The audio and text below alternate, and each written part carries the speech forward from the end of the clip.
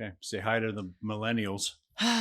Isn't that so funny that a portion of our YouTube subscribers are millennials? The base. Yeah, it's crazy. The base. Hello, millennials. We Yeah. appreciate your support. Mom and dad are here. Yeah. We can't believe you're watching us. It's awesome. So know. maybe we can lend some advice that you'll listen to, but our kids won't. Yeah. Gen Z does not listen to us, No, not at all. but we're happy you're here. But we are happier here. I get Gen Z Were you and Gen. qualifying I know. that? I was gonna say, Better be wait, careful. Gen Z, and I was like Gen X, and I was like, oh no, Gen Z doesn't Yeah, listen. Yeah, we're Gen X. We are Gen X. It's so confusing. Yeah, for those of you who are listening and can't see it, I have a Longhorn shirt on, and it's not a t-shirt. It's like a button tailored shirt with longhorns all over it, and I love it. I think I'm gonna wear it all the time. It's very Texas, but very cool. Like not just Texas. I'm gonna wear it everywhere. Well, you're going to definitely wear it here in Boerne because that's where we're coming to you from today. Gear up. We are coming to you from the heart of Texas. Let's do it. Check the mic and make sure it sound right, boys. Hey listeners, ever wonder what it would be like to blow up your comfort zone at the tender age of 50? Well, we did just that. When our last kid went off to college, we hit the road in search of a new hometown. Now we bounce from city to city and bring you along for the ride. This is the Skip Town All-Stars podcast.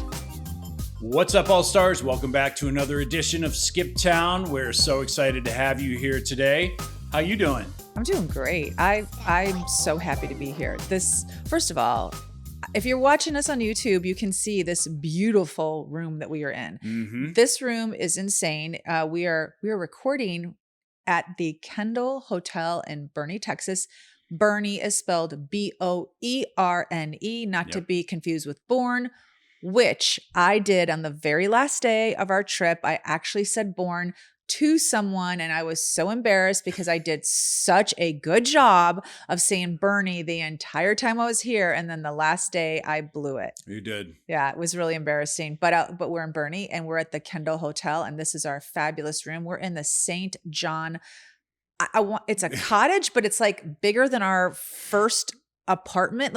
First of all, the bathroom. It's a cathedral. It is a cathedral. Our room is a cathedral. Yeah. The bathroom is bigger than our first apartment. This is bigger than our house that was in LA. This is enormous. It's pretty big, yeah. And they have I don't know what they're called, the steeple church windows or what have you, with the points on top. You could see it. All kinds of Western decor in here.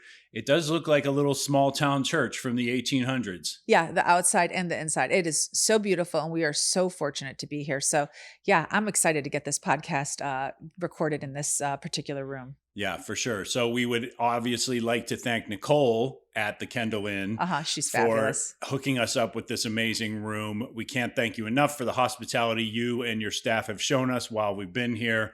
The courtyard is incredible.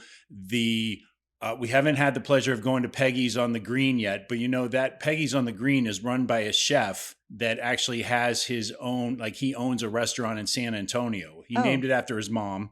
They're closed on Mondays and Tuesdays. So, and we arrived on Sunday, we arrived so late on Sunday, and we'd already had dinner. So Sunday was out, and we were so excited to have dinner on Monday and Tuesday and either day. Yeah. And found out they were both closed. So in keeping with the Skip Town tradition, we have obviously rolled up to another town where the restaurants are closed when we want to eat. Yep.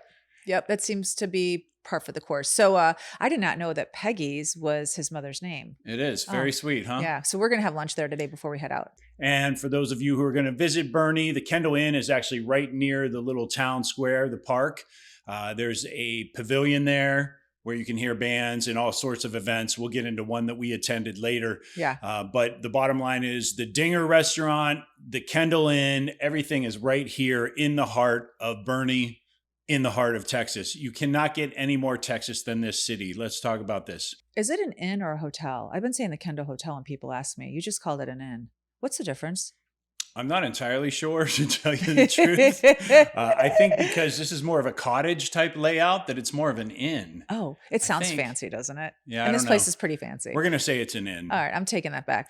Kendall Inn. Yeah, but if you go to the website, it's just the Kendall. It's actually on the National Registry of Historic Places. Yeah, it is, because it's one of the oldest. One of the buildings on here is one of the oldest buildings in Boerne.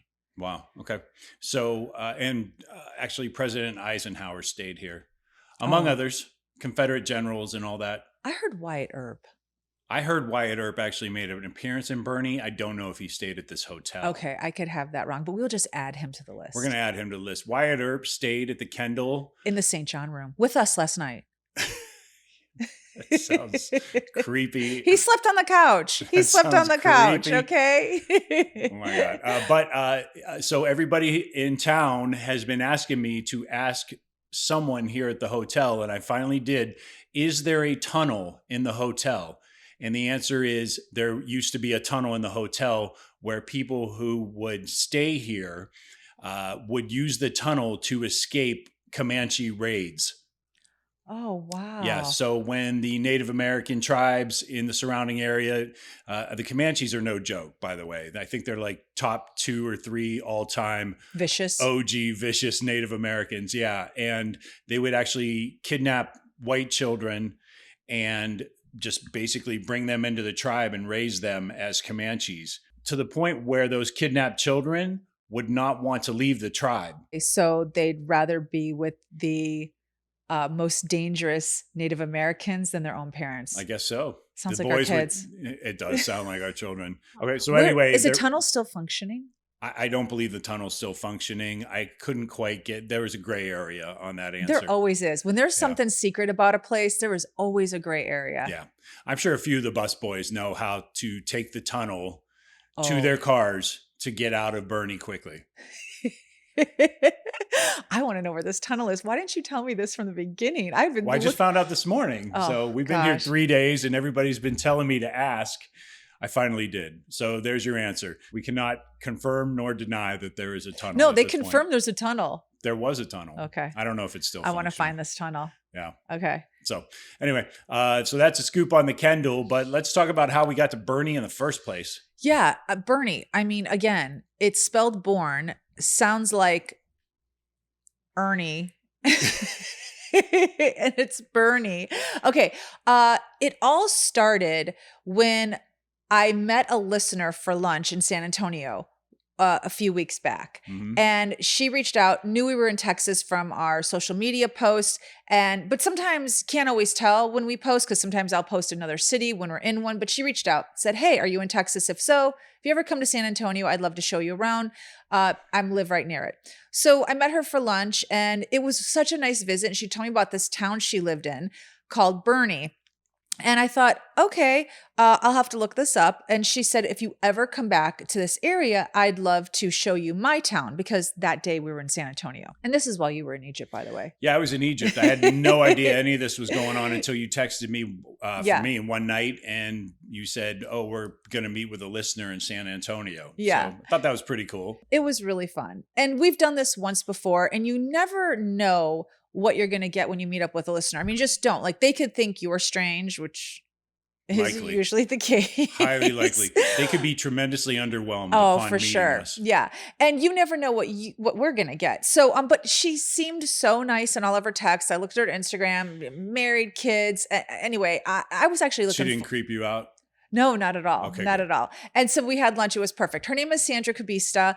I follow her on Instagram. You could follow her on Instagram. She and her husband are designing a beautiful home right now in Boerne. Mhm. Anyway, all that to say, I went back to Corpus Christi, and then Boerne came up on my radar probably 5 days after having lunch with her. It's one of those things where, when someone says something, then all of a sudden it's everywhere. That was Boerne. I think there was a Jim Carrey movie about this, right? The number 23 or 26 or 13 or something like that, Maybe. I don't know. where he entered this psychosis where everything added up to the same number or something. Maybe. But this isn't a Google thing or a Jim Carrey thing. This isn't like I said it in a phone and she said it and all of a sudden Bernie's coming up on my Google feed. This was legitimately like people I bumped into or, whatever the case may be, Bernie. So I said to James, we got to go back to Boerne. And it was perfect, because then I texted Sandra and said, we're coming to Boerne, like your hometown that I never heard of, that I never thought I would be coming through again. We're actually coming back in a week and a half. And To which I said, "Where the hell is Boerne?" you did. Yeah. And then I had to spell it for you. because you did. were looking it up. Yeah. You were looking up I couldn't even Google it. like Boerne. Burning bush kept coming up. Wasn't I do not want to go visit the burning bush. It's a little too biblical for my taste. So in the research, we came across a sculptor who lives in Boerne by the name of Pat Childress. Pat. Yes. And I really wanted to talk to him. He's an amazing sculptor, has, pieces in galleries and has a piece in front of the Longview Public Library in Texas. So it was really, I was hoping to get some time with him and, do possibly an Ask a Local. And that's another episode that we do for YouTube only, which is where we interview a local from an area. And he's a 6th generation Texan. Yeah. So it was perfect. Any case, we met Pat, and then through Pat, we met other people. So being in Boerne, whoa, we have not stopped, not to mention looking at real estate. Oh my gosh, the real estate. Okay, so upon first arriving into town, we are met with one of the sweetest little main streets you could ever be met with. It's true. I mean, you said it perfectly. When we came into Boerne, he said, this is the Texas that you picture in your head when you think of Texas. Yeah, this is the Texas you think you're going to get when you see the postcard and you show up there looking for a house, for sure. Yeah, no question about it. It is picturesque, the main street. It is out of a magazine, for real. But the surrounding area is filled with ranches from, 2 acres to 5 acres to 100 acres to a couple hundred acres. There's just all sorts of, and the views are spectacular because this is the Texas hill country that everybody talks about. So you do have, sort of these palatial estates up on mountains. Mm-hmm. You have plenty of rolling hills, lots of greenery, way greener than California. Oh, yeah. Mountains aren't as high, but in the middle of summer, I was expecting a lot more tumbleweed in this part of Texas. Oh, I had not thought of that, but you're right. It's really hot here. So that could very well have been the case, but it's not at all. So once we were done sort of taking in the initial views of the town, the sun was starting to set. We were fortunate enough to be able to meet with Sandra and her husband, Nick, at their house. They hosted us for a little while, and then we all went out to eat. And it was you got to meet her for the first time. I had already met her, and I was giving him the Cliff Notes on our lunch together. And and you got to meet her, and I got to meet her husband, which we both did. And they were just super cool. It was, again, I met her at lunch, so I knew what to expect. But then meeting her husband, they're perfect together. They're both very cool people. They are, for sure. What brought them here, I know, is the schools. And I keep hearing this over and over again. Forget how beautiful the countryside is. Forget how charming the main street is. Forget the historical buildings that you see everywhere. It's the schools that are literally making people come here in swarms. And because of those great schools, you can only imagine what that's done for the property values around this place. Yeah, we learned a lot about property and home buying and all of that sitting down with Nick and Sandra, and especially what they purchased here in Boerne. They currently sit on 5 acres, and it's magnificent. And their house is very similar to a lot of homes in Boerne, where you drive off the beaten path to go to their home, but you would think, okay, I'm on this dirt road. It's going to be the only house here, but it's not. It's like there are houses scattered all over this dirt road that also have 5 acres, 10 acres. It's like a subdivision of acres and acres. It's crazy. I can't even explain it because when you say a subdivision, you think like houses on top of houses. It is a subdivision. It is, because whoever owned this 200 acres originally divided it amongst 10 people, let's say. So it's subdivided with homes, but everyone has so much property. Yeah, between 10 and 20 or 30 acres. It's beautiful. Yeah. It's exactly what we want. It absolutely is, I must say. If you're going to live in a subdivision, definitely check out this part of Texas because your subdivision includes 10 acres. And not only that, your house is not cookie cutter. It doesn't look like the house next door. No. The difference is, though, because of the ground, because of the foundation under your house, there's a lot of, it's rock. So not all of it, though. A lot of it is. It's better. We are in the foothills. Okay. We're in the hills. Okay. So that means digging a well. You need to have your own propane to fuel your house, to heat your house. And you're also going to have your own septic system. You're not a big fan of that. No, not at all. When I heard all of that, I was like, wait a second, hold on. I even asked you about the propane. I'm like, why can't they have why they have electricity? Sorry. They do have electricity. They do have electricity. Why can't they have natural gas? I don't understand why they have to have a propane tank. Why? I think it's just way more accessible. It's easier to have a propane system put in for your heat than it is to, a lot of times with natural gas, you have to get that pumped in. I think individually compartmentalized house to house to house, it's just easier to have a propane tank. That's really out in the country for me. I'm not lying. When I heard all of that, I was like, whoa, do they have Wi-Fi? And they do have Wi-Fi. They do have Wi-Fi because they have electricity and cable. Yeah. But it is a little bit of a Hank Hill thing. Okay. Yeah. Peggy, we need some propane. It is very much a Hank Hill thing. But I look at these mansions because we're in the South and we're in Texas. So you can have a double wide on 20 acres and you can have a mansion on 20 acres. That septic tank has to be really big for a mansion. I would think it would be a little larger That's huge. Than for a 3+2. Yeah. I think about stuff like that when we're driving. Uh-huh. But the good news is if you have 100 acres, you got the room for it. So, but the one thing that you and I quickly realized, even though Boerne was starting to check a lot of boxes for us right away. Oh, Cute town. Near an airport. Close to an airport, like a half an hour to San Antonio airport. Close to a big city, bigger city, San Antonio. You had your grocery store. Right there. Plenty of things to do for the kids here in town when they were if they were to visit. And in San Antonio. So they could they could go take a little 30-minute drive and be right in the heart of an adorable downtown area if they were tired of this main street downtown. Yeah. Plus, there are like another 10 small downtown areas around this area. Yeah, everyone's really nice. So it hit every checkbox except affordability for us. And that was something we started to realize by day 2. Yes. Checking out Zillow, we are talking 3-bedroom, 2-bath houses from $600K at least and up. Those are fixer-uppers. So Boerne, as it turns out, is a little more well-to-do at the moment than the Skiptown All-Stars are.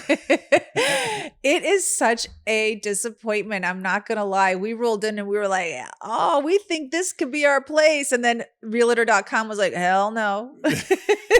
That's exactly right. So, but it did not deter us. No. We wanted to still see as many houses and neighborhoods as we could around. And look, like I'm a believer. I'm an optimist. Things can change. Things can change. And and we could maybe one day. I'm not ruling anything out. So for me, I'm like, let's dig in. Let's pretend like we could live here. Yeah. And let's see how it goes. And so we did. Yeah. And so the next day, we actually had the privilege of meeting up with Pat Childress and his wife, Carol Ann. We did. Who is a hoot. Oh, yeah. Okay. So we were anticipating sitting down with Pat, talking about his artwork. By the way, Pat became an artist at the age of 59 after having a very successful business career. And so Gen Xers, you are out of excuses. Absolutely. I mean, he is an example of if you want to do something, do it. And if you love it, you can be successful at any age. He sells his artwork. He is commissioned to do portraits. I mean, his art is in galleries. His art is around town. He has a website, which we'll obviously put in the liner notes and here. And if you're watching on YouTube, you'll see the website. Any case, we're just going to talk about art. We get to his house and we immediately go gun shooting. It was so much fun. So he mentioned a town called Bandera, Texas, and we'd never heard of it. I'd never been there. No, never heard of it. Was never on my radar. Turns out John Wayne filmed a lot of his movies there. Yeah, we could see why. When you roll up into Bandera, it looks like something from a movie set. Yeah. It is pretty dang authentic when it comes to cowboy vibe. It is the cowboy capital of the world, allegedly. There are at least 10 dude ranches in that area. Oh, I see. You got that fact from Pat, didn't you? I did. Okay. Yeah. And so it's a huge mecca. A lot of times I think families want to go to a dude ranch in Wyoming or Montana, Well, guess what? This is actually a destination place. Bandera, Texas is a destination place for people who want that dude ranch experience. I can see why. I mean, there's plenty of property and downtown Bandera is super cute. So I could see a family hanging out on a dude ranch and then, let's go into town, and that town being so authentic as to Texas. We ended up having lunch at one of their downtown diners on their main street, and it was so cute and so good. And you ended up making a friend after lunch, didn't you? I did. So first we had lunch at the Old Spanish Trail, or everybody there knows it colloquially. I always have so much trouble saying that word. It's just too big of a word for you, so just don't say it. Colloquially as the OST. It was really good. The cheeseburger was great. The vibe was great. They have walls and walls of John Wayne paraphernalia, photos, you name it. Maybe props from the movie, I think. There's a John Wayne room. That's where we had our lunch, which was pretty incredible. So Pat and Carol Ann, thank you for taking us there. That's definitely one thing we would not have visited had it not been for you. And then right across the street, there is a general store. And to your earlier reference, yes, I did make a friend there at the Bandera General Store. I got to meet the owner, Glenn. We're going to feature him in a future Ask a Local episode when we do one for Boerne / Bandera, I guess. But the big takeaway for Glenn is that when all these families show up at the dude ranches and they realize, oh, little Jenny forgot her boots, or we didn't know we needed boots to be on a dude ranch, all the ranches send those families and those people down to Glenn's store, where he has an amazing selection of used boots, actually some pretty stylish boots. So I'm not sure all of them are good for working cattle, but if you ever need a pair of used boots that are in great shape and quality and probably stylish, go check out Glenn and Bandera. I bet there's a lot of city families that go to dude ranches thinking that the ranch is going to have cowboy boots. I mean, I would never have anticipated bringing cowboy boots to a dude ranch. I know that sounds stupid, right? Yeah. Like you're going to go to a beach and you don't bring a bathing suit. But I would think. It does sound like that. Yeah, but I would think that if I'm there for a week, they would have boots for me. They don't, though, clearly. You think they would have racks and racks of boots for people just sitting around? I actually do. Yeah, I do. But I'm from the city. So yes, I would think that. Yeah. I would think there are people that show up with like, oh, we got Timmy, his old sneakers. He's going to be fine. And the guys are like, no, that's not going to work. That's a great business model. Just, I mean, he has a whole store, but he did have a back section that was just racks and racks of used cowboy boots. He could literally just take those cowboy boots and do a pop-up. I was going to say, if you did a boot truck on the side of the road with a big sign, you know how they say strawberries, your sign says boots, and you just have all sorts of boots.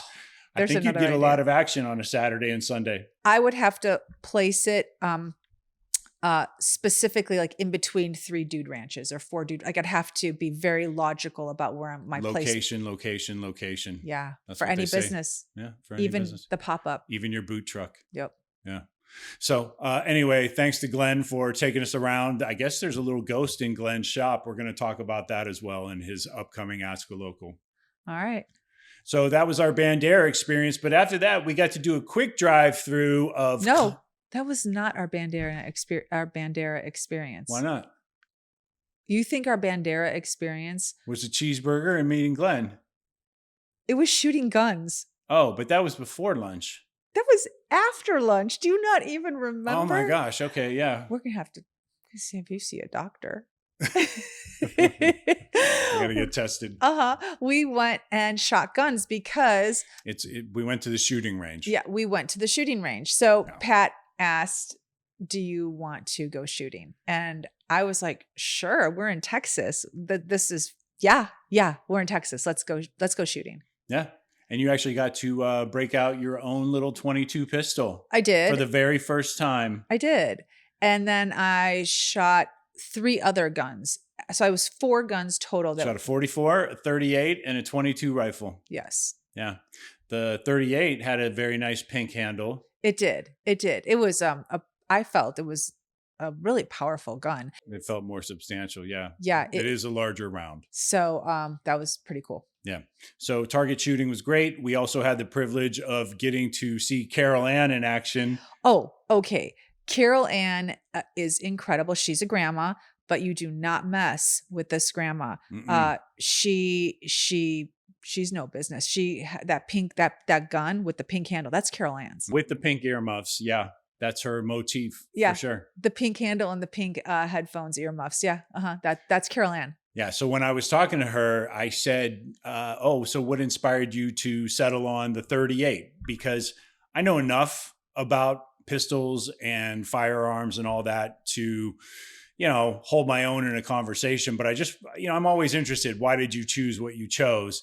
And she said that the distance of accuracy with that thing to her doorway in the bedroom when Pat's not there with her is the exact distance she needs to put someone down if they come through that door. And every time you would hit your target, she would go, "He's bleeding out. He's bleeding out." Well, the best part was I looked at Carol Ann, who was sitting in the backseat of the truck with me, and I said, there are no instructors here. And she looked at me, and what did she say? She goes, "I'm going to teach you." Grandma said, "I'm going to teach you." And she and Pat did. Oh my gosh. It was so hot out there. I know. It was over 100 degrees. We were sweating. I think we would have stayed out there a lot longer had it not been so hot. But you got to try the whole array. I did. You actually were taught by someone who is a responsible owner. Oh, very much so. And knew how to handle all three of his weapons. And then we taught you how to use yours. Mm-hmm. Yep. And it was a pretty successful day overall. So I felt really good. I'm very nervous, around guns, and especially not having been on a range in years. It's been like 3 years since you had taken me. Yeah. So there was some trepidation about, maybe I'll just watch. That's honestly how I felt. Maybe I'll just watch. And then when he handed me the rifle, I was really like, I was more worried about the kickback. Like that concerns me the most, because I feel like if you don't have control of a gun, it's never a good feeling, and it's never good for anyone near you. Right. So I was really nervous about not having control of that rifle, but that was one of the easier guns that I fired that day. And just the whole experience, Pat and Carol Ann were fantastic, very knowledgeable, both of them. So I felt really good being in their presence, handling the weapons. Yeah. And when it was all said and done, you had a pretty successful day. You ended up hitting the X on one of the targets. I did. I hit, I guess, is it the bullseye? It was a bullseye, yeah. Technically, yeah. Yeah. Right in the gut. I did. I got the X. It was pretty incredible. And and so I felt like it was a success. It was a success. And I think you figured out that you're probably more of a 38 owner than a 22 owner. I think so. You've had a bad experience in the past on a 9mm. Anyway, we're not going to get into gun specs or whatever, but the bottom line was the bad experience was on the gun range. Okay. This is not. Yeah. Oh yeah. I should say that. You had a bad experience with a 9mm, but enough about the old neighborhood. Yeah, it did come out sort of weird. A little bit sideways. But anyway, so, okay, you're right. So then we finished the shooting range, and then we were fortunate enough, Pat took us on a tour of his studio. Yeah. The best thing about Pat's art, and you'll see this in his Ask a Local, is that he really does tap in. There's a spirituality to his work where he taps into sort of the Native American inspiration, the African American inspiration. Yep. It's really incredible. His talent is just, and the emotions come through. I was just going to say, you see the emotions, and you just took the words out of my mouth. You actually, when you're looking at the portraits, whether it's a sculpture, a bronze sculpture, or an oil painting that he's done, it conjures a feeling in you. So Pat and Carol Ann, like, they literally had to kick us out of their house because we had so much fun with them. We were peppering them with questions until about the time the sun was about to set. Yeah. And so we left their place, and the next day we ended up going to the Cibolo Brewing Company on Main Street. Pat is friends with the family that owns this brewing company, and their son, Josh, was kind enough to open up the brewery for us on a day that it's closed and do something called a beer flight. Now, I'm not a beer drinker. I know what a flight is. So I had a pretty good idea of what this was going to entail. I was really excited for you. Like I knew I was going to be the passenger on this journey because I'm not really much of a beer drinker, but you, on the other hand, you have drank quite a bit of beer in the past. I don't know how to respond to that other than to say guilty as charged. Yeah, there was especially an era where I was a huge beer drinker, IPAs, all sorts of stouts, you name it. I went through that whole phase. More or less lately, though, I'm like a lager and a nap kind of guy. And so I remember our first, not our first date, but the first time I made dinner for you, I knew you were a beer drinker. So I made you, do you remember the first dinner I made for you? red beans and rice and collard greens. Yeah. And I remember asking a guy at work who was also a beer drinker, like, okay, what do you pair with this meal? Yeah. And it turns out beer is always a good answer. But no, yesterday we learned We did? that there are different beers to pair with different foods. Yeah. It was pretty incredible. So going back to me asking my friend, I knew that there were, look, there are just certain beers that are nice to have with a certain meal. Yeah. So, but upon arriving, we met with Josh, and there's another Josh there, Yeah. and we met with a handful of his friends and another manager at another restaurant. And they were all just sort of chilling, and I felt bad. We broke up their party like right away. We did. They were hanging out, having a good They were. time, and then all of a sudden, it was Josh put on his business He did. cowboy hat. He's like, the travel podcasters are here. Go Yeah, away. exactly. he didn't say go away, but they all scurried, and we did. I was like, we just broke this fun up. I know.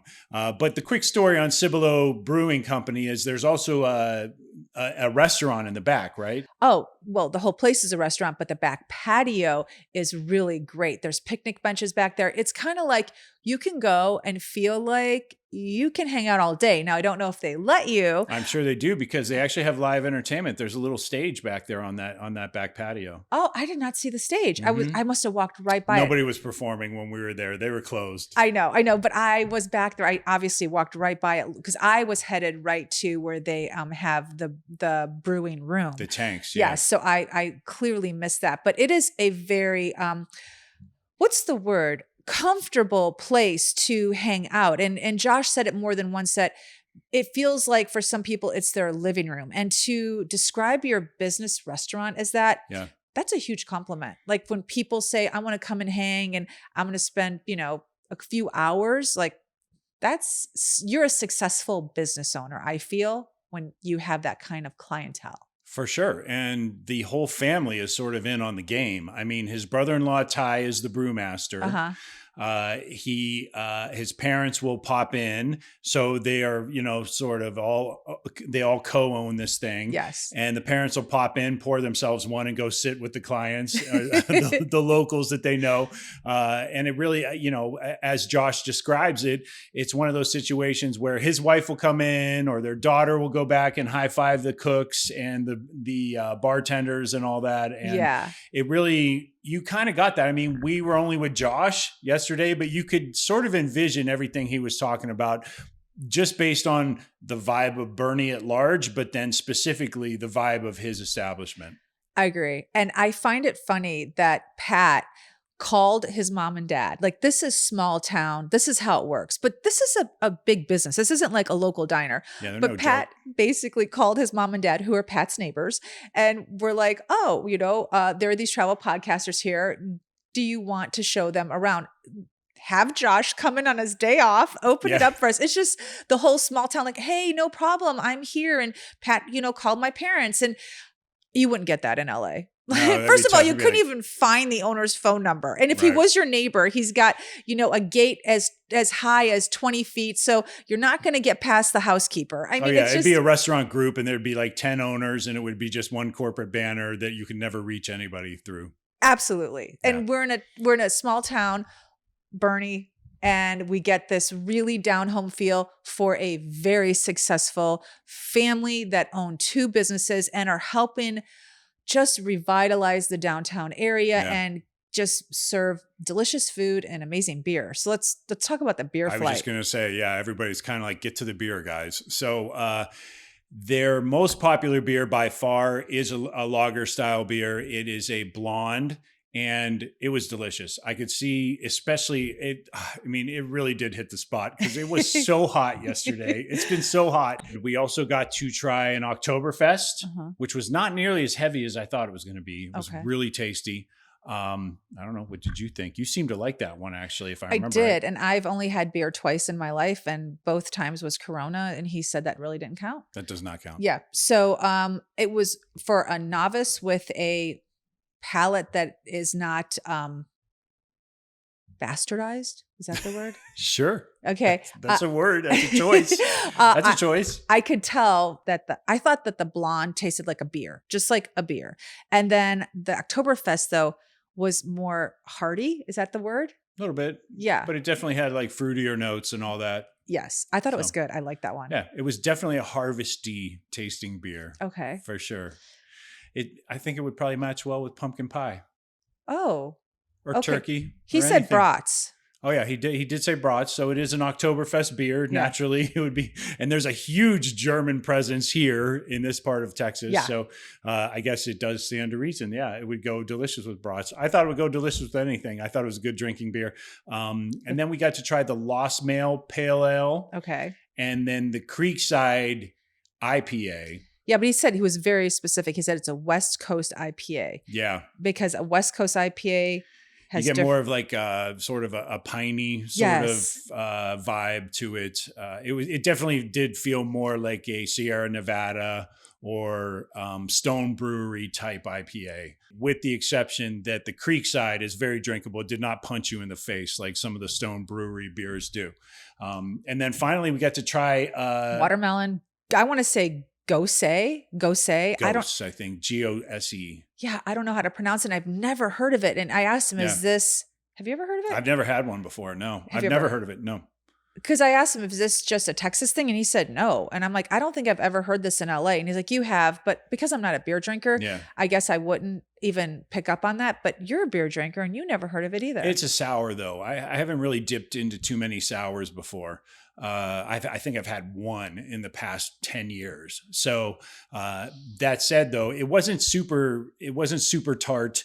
It tasted a lot like, I thought you would really like it, because to me, it tasted more like a cocktail with a little zing at the end. It did. I agree with you. It was a lighter going down and had a little zing. You're right. The perfect word. It had a little zing at the end. Yeah.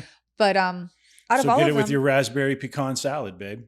That, you know what? He said that was a salad. He said it's a summer beer, goes great with salad. So at any rate, they picked out 5 really killer things for us to taste. I could have drank easily 3 more of those blondes in full pint sizes, but we did not do that.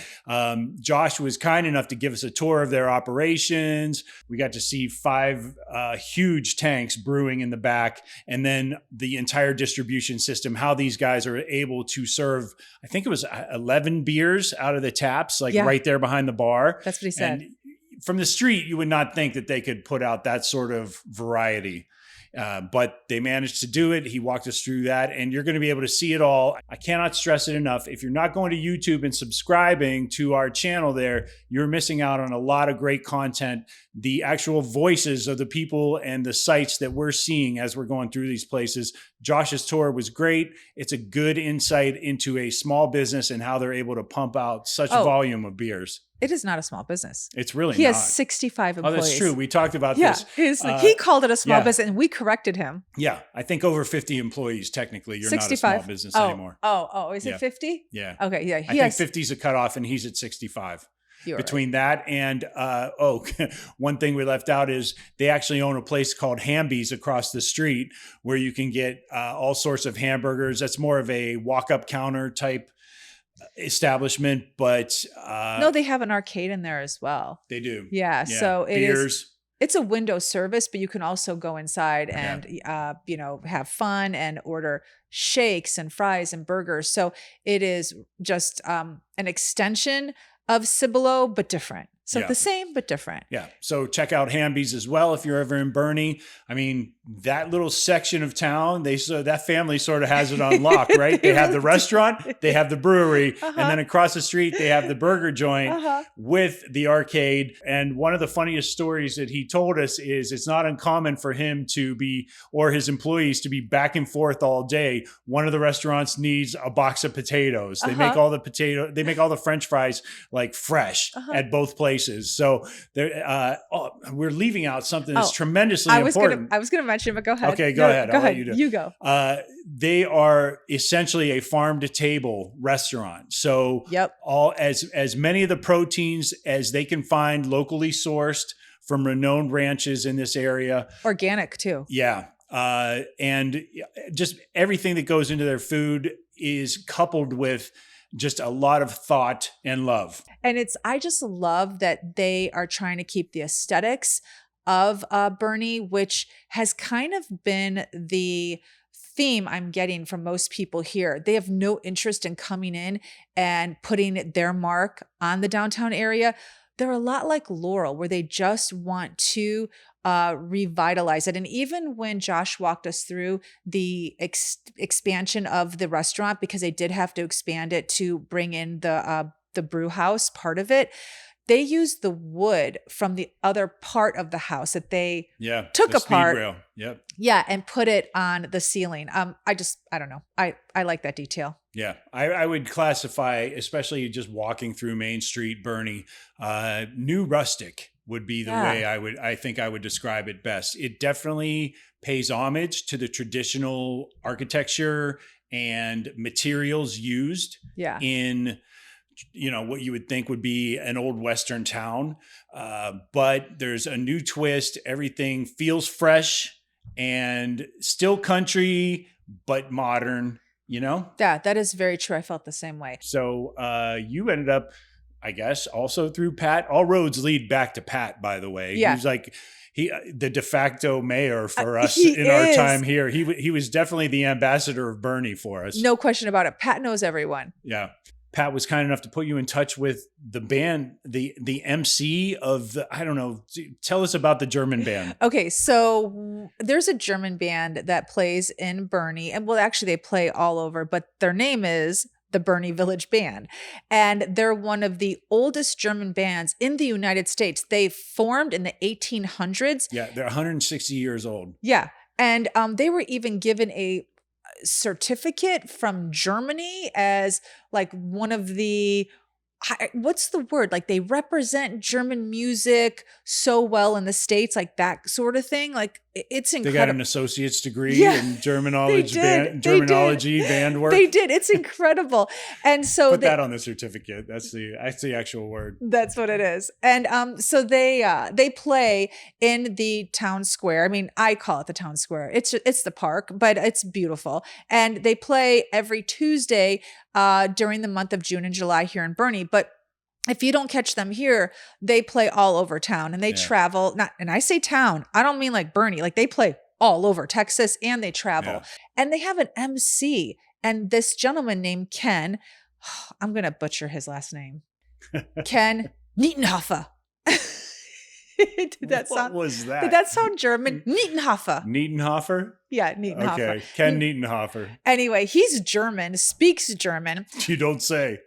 Lives in Boerne and is the MC of this band. So what that means is when the band plays in Boerne, because I don't believe he travels with them. I know for a fact he doesn't travel with them because he's a musician himself. He is. And he's a trumpet player and they've asked him to be in the band, but he doesn't like to travel because they travel a lot. So when they are in Boerne. He says 20 plus weeks a year or something like that. They're just going. He's the MC. And what that means is he tells stories before every song, every German song. And his stories are so much fun. It keeps you engaged. And they played for an hour and a half yesterday. And we had the pleasure of not only watching the Boerne Village Band play, but we got to interview Ken beforehand, asking him about his life in Boerne. He came here in the 70s. And he did say in the 70s, there was one stoplight and one sheriff. Yep. So a lot has changed. He said at one point there was 8,000 people, and that seemed like a lot. And Yeah. now there are almost 20,000 people. He They're actually suspects over, yeah. that it's more than that. Yeah. But Last count, so I know on the sign coming into town, it says about 10,000 since the last census. They haven't updated the sign yet, though. I think it's around 26,000. So just in the past 7 or 8 years, it's almost tripled in size. yeah, he said that they don't update that sign, but every 10 years. So it's due for an update. The German pool here, We learned a little bit about not it. being from Texas, you just don't equate Germans with Texas. You No, know? you And don't. But you know who else has a really big German following is New Braunfels. yeah, New Braunfels is a German name. Yeah. So, And that's it only just makes like- sense, I guess. Like what, 30 minutes away? But Yeah. we learned that before World War II, a lot of Germans settled here. So no, I'm so sorry. Oh my gosh. It was before No, the it was way Civil back in the War. 1800s, It was yeah. it was during World War II where they were really trying to stay out of everything. Yeah. That's so what we learned. you find a whole generation of Germans who are from Texas who do not speak German because it was not very popular around World War II to be known as a German. Right, but- as you can imagine. So there's a more recent generation of German descendants here in Texas that don't know how to speak the native tongue. Yeah, but they have been here since the 1800s. Hundreds of years Yeah, now. yeah. So I didn't know that. Like you're like a German Texan. Yeah. Who knew? This doesn't make sense. It does not make sense. Now it does explain why Texans are so tough, I guess. It does. Yeah. A brat and Spurs. Brought in Spurs. Uh-huh. So anyway, it ended up being a great evening. The finale was not a German song. It was a Texas medley. They played Deep in the Heart of They Texas. did with the So funny to hear with a tuba. and an accordion. Yeah. It was pretty killer. I had the pleasure when they were finished of meeting. So we did not get a chance to meet Larry, the band leader. The director. He's like the 4th or 5th generation in his family band leader. Yeah, something like it's that. insane. Yeah. Yeah. But I had the pleasure of meeting his son, Sean, who, gave me a little bit of backdrop on Larry and sort of, his role in the band. And my sense is just based on his good nature and the vibes of the band and everything that Sean is probably the future band leader. Oh, very well could be. Yeah. What I found interesting is when I hear of a German polka band, I just think old people. Like they're 80 years old and they're playing their old German music. Sean was young. Sean was young. like probably There are a lot of band members that were young, Yeah. and they're not all German. No. Okay, so that was a perfect way to go out for us. Yeah. And that kind of sums up our experience in the handful of days we've been here in Boerne. But if we haven't sold you on how cool a place this is so far, despite the skyrocketing real estate market, one of the advantages, in addition to the schools, as I found out, will you humor me for a second? Oh, okay. Yeah. Let's do it. I got into the crime reports. Pat gave me a newspaper and he said, you're going to want to check these out. So I didn't even think there was crime in Boerne. There's crime? there is crime, and Oh. I'm going to get into it. It's actually, it's pretty intense. On right. July 1st at 7:39 a.m., a caller reported a large dog in the road. Oh. The dog was taken to the animal shelter and animal control took over. Okay. It gets worse. Going back to June 27th, a caller reported they could hear noises outside their property. The caller initially thought the noise was animals, but later thought it just may be a person making animal noises. The caller told dispatch the noise sounded as though it was coming from their neighbor's field. What was it? I don't know. There's no result on that. It's very mysterious.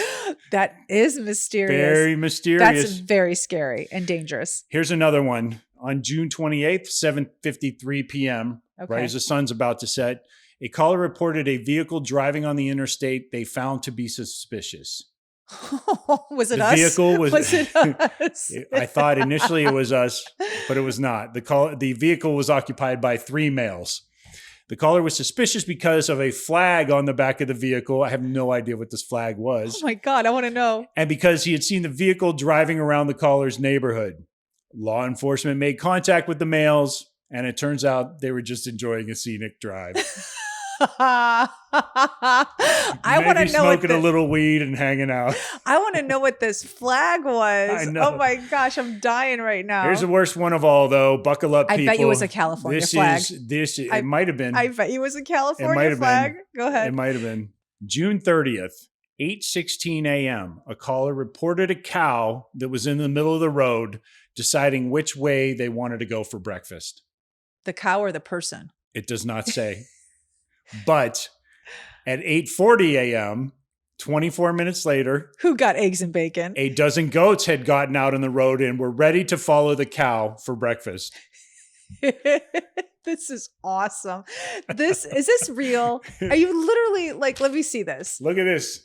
This The Boerne Star. this is The crazy. Boerne Star, printed locally. Okay, this is crazy. I know. So, of course, there are stories in there of a car being stolen and somebody got their tools taken out of the back of their truck or whatever. There was a car actually stolen. Yeah, there was. Actually, it was not a car. It was a crane from a construction site. Where do you hide that? I don't know. Where do you hide There's a that? lot of property around here. Can you imagine? No! It's like one of those stupid 80s movies where they're just like throwing tree branches over the crane to But try wait, and hide it. the cranes, it has that really tall arm, It so they does, have yeah. to hide it behind an oak tree. No idea. No idea what that's all about. You know they found it. The takeaway is I don't see any murders in here. And at most, it seems like blue collar guys stealing each other's stuff. So Oh my gosh. everything we talked about with some of the locals here, and they're like, yeah, like especially when they're living on 10 acres by themselves, they tend to leave their cars unlocked at night. Yeah. I think you can get away with it here. I remember asking somebody back in New Mexico who had a lot of property when we were visiting New Mexico. I said, "Are you scared like on this property by yourself?" And they were like, "No. Like, why would I be scared? There's acres and acres." And I'm thinking, oh, somebody's going to jump the fence. And I'm like, no, not scared at all. No. Plus, everyone here is packing. Don't come up on grandma in that casita. Not while she's baking. You're going to get a belly full Yeah, and not the kind you want. that is true. Anyway, that's all I got. You got anything else for Boerne? It's a killer town. I would love to come back. What's your top 5? Oh, wow. My top 5. My top 5 would be, well, let me see. In order of arriving into town, meeting Sandra and Nick, Okay. meeting Pat and Carol Ann, Oh, you're going to take all of mine. Okay. This is redo. meeting Pat and Carol Ann is my number 2. Going to the shooting range with Pat, Stop it. Now going to Pat's studio, and meeting all of Pat's friends. So those are my top 5 right there. Those so are 4 were Pat and 1 were Sandra and Nick. Absolutely. And Sandra actually got to meet Pat. So that's awesome. So it came full circle. It did. Yeah. What about you? All right, here we go. My top 5 are, everywhere you go, it takes 10 minutes, maybe 15 at the most. That's a So good for one. me, I love that. Even though they complain about Main Street traffic, I just laugh at that. Yeah. There is no such thing in my world. The second one was this beautiful hotel, the Kendall.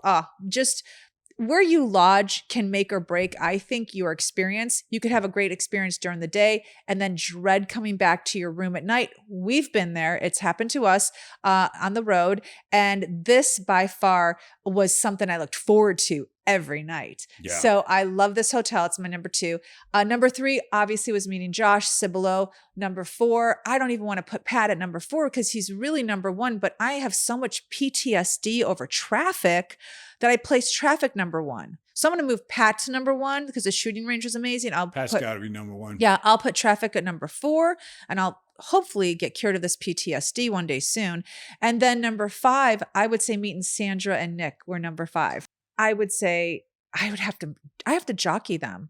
Like maybe I move Sandra and Nick to number 2 and the Kendall to number 5, and then move Josh up to number 3. Maybe move Josh to 2, Sandra and Nick to 3. It's all so difficult. I think it's not a popularity contest, hon. It's okay. I think everybody that you mentioned should be in the top 5. Yeah, they were all incredible. We go to cities, and we've said this before because in our travels, everyone asks us what we like. And the one thing I have to reiterate over and over again, it's not just always about real estate for us. Oh, the house is really cheap. We could live here. I think I've said it before in a podcast that some people have to live in an area because of work, or they have to live in an area because it is affordable. We are so fortunate that we can exercise in our travels the right to say yes or no to a place. And the factors involved aren't just real estate. It is also the people you meet. And that has now, everyone knows I want to be near an airport. Everyone knows I want to be near a grocery store. But I have to tell you, a year in almost, and those have now moved down the list. People and the experiences that we're having in a town for me have now moved up the list, more importantly than how close the airport is. And being in Boerne is just another example of how the people make our experience in the town a place that we would want to lay down roots. It's not just, can we afford it? Do we get a big piece of property? It's rare. And I can say that traveling for a year now, you would think it'd be easy to find nice people. It's not. Everyone's pleasant where we go. We've only had a couple experiences where people haven't been pleasant, but going out of their way, and I don't know, I can't say bending over backwards. That's not it. It's just them being them. Yeah, you can just sense their authenticity. So without bearing the lead, I think you could probably live in Boerne. Oh, I could live in Boerne. I don't know if Boerne wants me, but I could live in Boerne. We would be the riffraff here for sure. We would. That's a wrap for this amazing town. Cannot recommend it enough. Empty nest, full tank. Check the mic and make sure it sound right, boys.